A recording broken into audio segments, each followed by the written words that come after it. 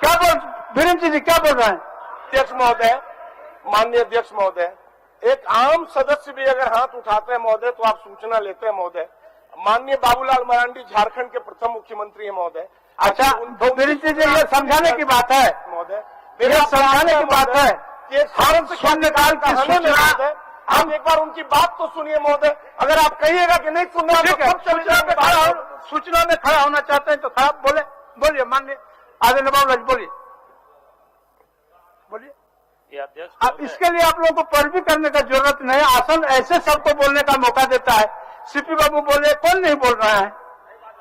बोलिए माननीय अध्यक्ष महोदय, पैरवी तो लोग नहीं कर रहे। जिस समय विषय उठा तो उसी से वक्त हमने हाथ भी उठाया। नहीं माननीय सदस्य, उस समय शून्यकाल का सूचना पढ़ने के लिए मैंने पुकार दिया, इसीलिए आपको देने में मैं असमर्थ हूँ। और इसको इस तरह लोग पेश कर रहे हैं कि लगता है कि आपको बोलने देना ही नहीं चाहते हैं हम।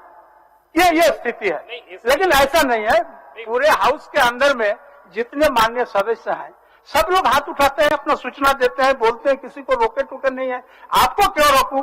बोलिए बोलिए। नहीं, मैं भी वही कह रहा हूँ अध्यक्ष महोदय, क्योंकि उस वक्त आपने हाउस को एडजॉर्न करके चले गए तो स्वाभाविक है कि बाकी सदस्यों को लगेगा कि जब हमने 2-3 बार हाथ उठाए आपने नहीं बोलने के लिए दिया तो स्वाभाविक रूप से विधायक लोग आवाज उठाएंगे। नहीं, आपके हाथ तरफ हमारा नजर नहीं गया था माननीय सदस्य, चूंकि हाउस ऑर्डर में नहीं था। मैं प्रयास कर रहा था कि ऑर्डर में हाउस आए तो कुछ बहुत आगे बढ़े। नहीं अध्यक्ष, मैं ये कह रहा था कि पूरे सदन की बातों से आप अवगत हो रहे होंगे, आप सभी की भावना को आप समझ रहे हैं, क्योंकि ये मामला पूरे प्रदेश की है बालू को लेकर के। पिछले दिनों भी बालू को लेकर के प्रश्नकाल में भी उठा था, उस दिन भी हमने थोड़ी सी बात रखी थी, लेकिन उसका तो खैर जवाब नहीं आया, क्योंकि मूल समस्या वहीं पर है। आज झारखंड में जितनी बालू घाट है उसकी नीलामी हुई नहीं है। मैं उन कारणों की ओर नहीं जाना चाहता हूं, उसमें से कई कारण हो गए, सरकार उन कारणों को गिना देगी। बहुत कम बालू घाटों की, शायद 24 या 25 बालू घाट की ही पूरे राज्य में नीलामी है, यानी शेष जगहों पर तो कोई नीलामी नहीं है। आज स्थिति यह है, कहीं भी अगर कोई अपना घर बना रहा है, चाहे वो प्रधानमंत्री आवास हो या अम्बेडकर आवास हो या अपना ही बना रहा है, तो वहां पुलिस पकड़ती है, फिर विधायकों को, मंत्री को पैरवी करना पड़ता है।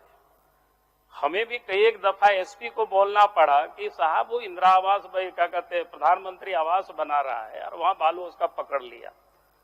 तो हम लोग जब बोलते हैं केस नहीं हुआ रहता है तो एसपी सुन करके उसको छुड़वा देते हैं, लेकिन सामान्यतः ऐसा नहीं होता है। हर लोगों की पहुंच विधायक तक नहीं हो सकती है, राज्य की जनता की। हम सरकार से इतना ही निवेदन कर रहे हैं, सब लोग।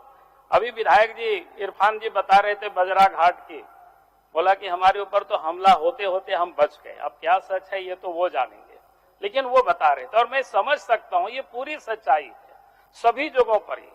मैं अपने क्षेत्र में बताता हूं, एक जगह सकरी नदी है गांव के पास, वहां पर बालू डेपो राज्य सरकार ने वहां दिया हुआ है। उस घाट की कोई नीलामी नहीं हुआ, पता नहीं वो बालू कहां से लाते हैं। और रात में वहां से ट्रक के ट्रक बालू बिहार की ओर जाता है। और वहां जब लोगों ने विरोध किया, विरोध करके थाना में कंप्लेन किया, उस पर कार्रवाई नहीं हुई है। जिन लोगों ने कंप्लेन किया उन्हीं लोगों के ऊपर पुलिस ने केस कर दिया। अब लोग परेशान हैं। हमने एक दफा एसपी को भी कहा, ये पूरे राज्य की ये स्थिति है। और इसलिए मैं ये चाहता हूं कि आप जब तक नीलाम नहीं करते हैं तब तक झारखंड राज्य के अंदर में जो निर्माण का काम चल रहा है उसको आप फ्री कर दीजिए। बॉर्डर पर आप चेक पोस्ट लगा दीजिए, जो बिहार की ओर ले जाता है, बंगाल की ओर ले जाता है, छत्तीसगढ़ यूपी की ओर ले जाता है, आप वहां चेक पोस्ट लगा दीजिए जो बालू की तस्करी हो रहा है। लेकिन यहाँ हो क्या रहा है, बालू की तो तस्करी आप डिपो दे करके करवा रहे हैं। कहां से बालू लाता है पता नहीं। हमने माइनिंग विभाग को पूछा गिरिडीह में कि आपने वहां डिपो कौन दिया है, तो बोला कि नहीं सर राज्य सरकार से मिला। वो बालू कहां से लाता है आपके माइनिंग विभाग को, सरकार की अध्यक्ष महोदय, पता नहीं है।